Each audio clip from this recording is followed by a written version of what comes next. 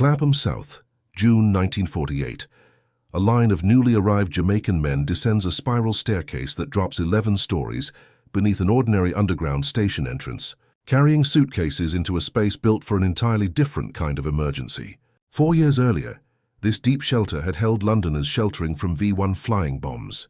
Now it holds several hundred passengers from the Empire Windrush, arrived at Tilbury with no fixed address, in a country that had advertised for their labour but made no arrangements for their housing.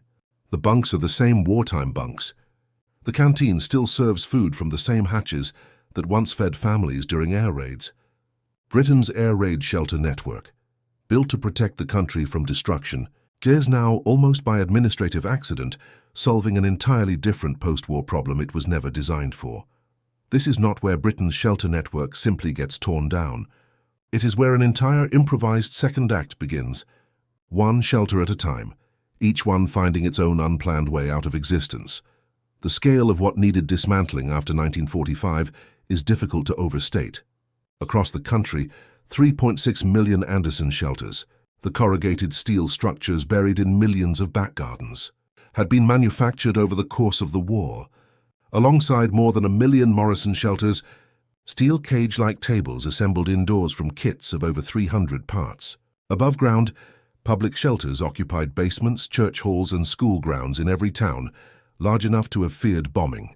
Beneath London itself, 8 deep-level shelters, each capable of holding 8,000 people in tunnels 30 meters underground, represented one of the most ambitious civil engineering projects of the entire war. Structures originally intended, after victory, to become new express underground lines running parallel to the existing network. But that was only the beginning of the disposal problem, not the end of it. Government correspondence, from the Ministry of Home Security through the mid-1940s, reveals a bureaucracy working through disposal questions with the same procedural thoroughness it had once applied to distribution. Powers of entry onto private property to remove Anderson shelter material, reimbursement disputes over shelters installed indoors after gardens flooded, and endless correspondence between local civil defence committees and central government over who bore responsibility for removing structures nobody wanted but everybody had technically been issued for free. At the local level, this played out as a genuinely granular, almost parochial process. Bedfordshire's Civil Defence Committee minutes from 1946 record, in the same breath as plans for a victory march that June, the unglamorous mechanics of the stand-down itself, the demolition of air raid shelters near a public house in Cranfield, the release of public basement shelters back to their owners in Dunstable, the removal of a warden's post from a cafe on the high street, and the disposal of an air raid siren still bolted to the roof of a cinema in Stutfold. None of this made national headlines. All of it had to happen town by town, shelter by shelter, before the war's physical presence could be said to have actually ended.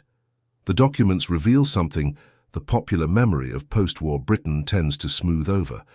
Many families simply did not want their shelter removed at all. Local authorities collected Anderson shelters for scrap steel, valuable in a country still under strict material rationing. But a significant number of households quietly kept theirs, the soil covering removed, the structure repurposed as a garden shed, some still standing, filled with tools and lawnmowers rather than terrified families. Decades after the last air raid siren had sounded, another problem soon emerged for the deep-level shelters specifically, one considerably harder to solve than a garden structure. These were not simple corrugated sheds that a scrap dealer could haul away in an afternoon. They were purpose-built underground infrastructure, and finding a post-war use for 8 enormous tunnel complexes proved to be one of the stranger administrative puzzles of Britain's reconstruction.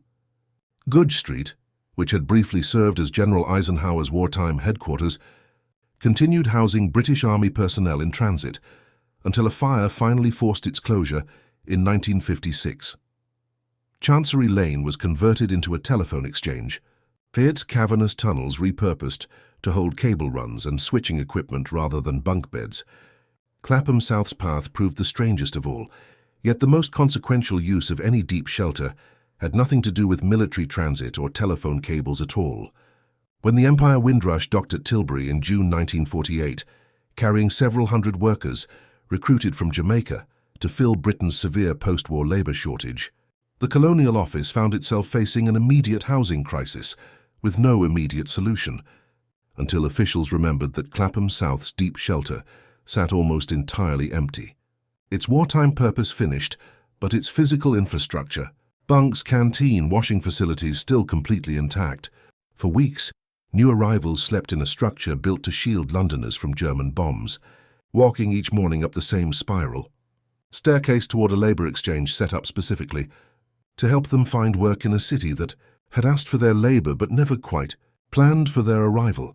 What followed for Clapham South was a decade of increasingly improvised repurposing. The shelter later housed visitors for the Festival of Britain in 1951, provided overflow accommodation around the funeral of King George VI in 1952, and again around the coronation of Elizabeth II in 1953, before finally closing for good in 1956, its capacity for hosting strangers with nowhere else to sleep having outlasted its original purpose by more than a decade. But one image from that spiral staircase outlasted the shelter's active use entirely. Long after Clapham South stopped taking in overnight guests, the same 11-story descent remained unchanged, beneath an ordinary underground station, where thousands of commuters passed daily with no idea what sat directly below their feet. A wartime refuge, a post-war hostel, and briefly, the first address in Britain for hundreds of new arrivals, all folded into a stairwell most Londoners never once thought to walk down. Debriefing assessed as a demobilisation and asset repurposing problem rather than a simple demolition exercise, the dismantling of Britain's air raid shelter network reveals three defining pressures and one enduring irony.